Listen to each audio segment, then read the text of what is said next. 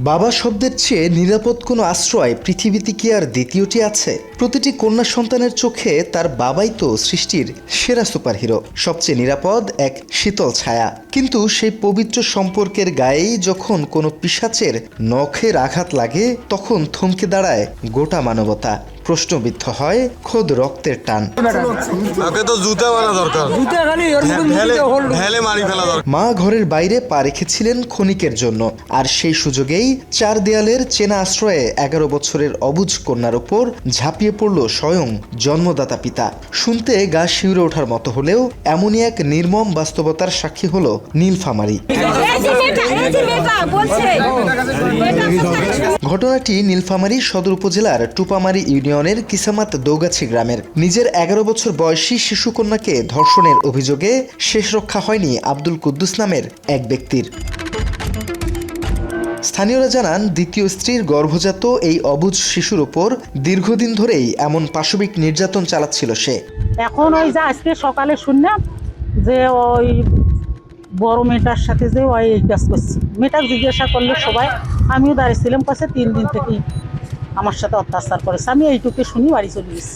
তবে প্রকৃতি হয়তো পাপকে চিরকাল আড়াল করে রাখে না। লোকলজ্জা আর অবর্ণনীয় ট্রমার বেড়াজাল ভেঙে অবুঝ শিশুটি একদিন মুখ খোলে। প্রতিবেশী এক ভাবির কাছে মেলে ধরে তার জীবনের সবচেয়ে অন্ধকার অধ্যায়টি, আর তাতে প্রকাশ পায় এই জঘন্যতম অপরাধের ঘটনা।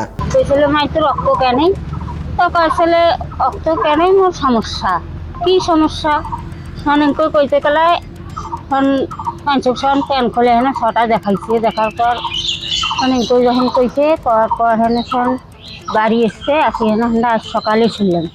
শুনি তো আমরা গেল কামত, আমার কোনো কই নেই। কাম থেকে আসিল আসতে কালে আমরা তো নাঠি নুঠি দেখে রেডি সবাইকে চাইছো ধরো বান্ধব। মাত্র 30% টাকায় জমির মালিক হয়ে নতুন বাংলাদেশের গড়ে তোলার স্বপ্ন দেখা বাংলা বসতি। রক্তের সম্পর্কের এমন পৈশাচিক রূপ দেখে আর স্থির থাকতে পারেনি কিসামত দৌগাছি গ্রামের সাধারণ মানুষ।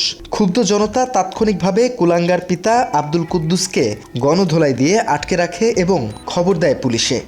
আমাদের এই রিক্সা চালা কুদ্দুস, এই কুদ্দুস ওর মনে করেন 11 বছরের মেয়ে, নিজে মেয়েকে নিজে ধর্ষণ করছে। করার পরে ওখানে ডাং মারি করতেছে। করার পরে মনে করেন পুলিশ প্রশাসন আইলো। এই ঘটনায় ভুক্তভোগী শিশুটির নানি নূরবানু বেগম বাদী হয়ে থানায় একটি মামলা দায়ের করেছেন। এদিকে পুলিশ জানায়, অভিযুক্তকে গ্রেপ্তার করে ইতিমধ্যেই আদালতের মাধ্যমে কারাগারে পাঠানো হয়েছে। এবং কত মামলা করছে ওর নানি বাদী হয়ে মামলা করছে শুধুমাত্র ভিকটিমের বাবার নামে আব্দুল কুদ্দুসের নামে, এবং আসামি কোর্টে চালান করা হয়েছে। শারীরিক পরীক্ষার জন্য শিশুটিকে পাঠানো হয়েছে নীলফামারী জেনারেল হাসপাতালে। আর এই ঘটনাটিকে কেন্দ্র করে পুরো জেলা জুড়ে তৈরি হয়েছে তীব্র ক্ষোভ। বাংলা এডিশন, নীলফামারী।